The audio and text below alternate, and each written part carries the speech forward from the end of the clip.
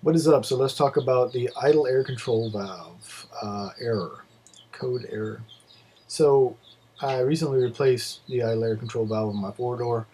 I made a video on that, another video talking about idle air control valves. And one thing that I failed to mention is that sometimes if you put a new idle air control valve on a car and you do not pull the throttle body and clean it, you may still get the same error because the passages in the throttle body could be clogged. So what was happening is for about a day the car drove fine, but I wasn't sitting idle for really long periods of time. Well, once the car actually got to operating temperature, like if I drove it, say, down the street to Walmart and then drove back and then basically sat still for more than like 3 minutes, the car would throw the idle air control valve code. And I was like, what the hell is going on?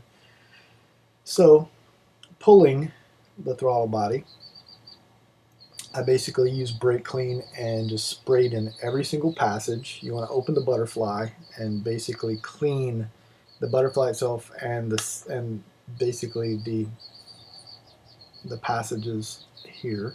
So I make sure to open it and clean around where it sits open and where it touches, because you want to make sure you get all that gunk out of there.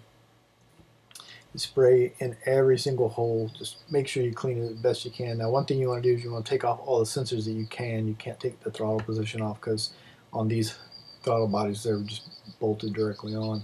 But once you do that, then you put it back on. So I did that, put it back together, put it back on the car, same result. So then I was like, okay, the only thing that could be is the actual part is bad. So here's something that you should do prior to installing a new part. Make sure they sent you the correct part. So the place where I bought this, usually they never do this, but the actual part for this is the wrong part. So this is a different part number. This is 2H and A series, which is a little bit more expensive. Now this part, I looked it up, this part is like 60 bucks and I bought the $130 one, so it should be fairly, easy for them to know that, hey, that's the wrong part. Why'd you send that to me? But luckily I had another complete engine that I just stole the whole throttle body off of, and I basically cleaned it out, made sure it was good, cleaned the idle air, slammed it on the car runs good.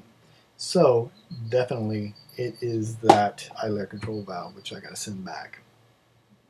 So now I have the throttle body for the vehicle sitting in here, and it's ready to go back on, but I need to get the correct part. So it's fully cleaned and good to go, but we have to get the correct idle air control valve. So I got to ship this back, get the other one, put it on this throttle body, and then I can swap them back if I feel like it. I don't know that I'm going to do it. I might just leave the other one on there.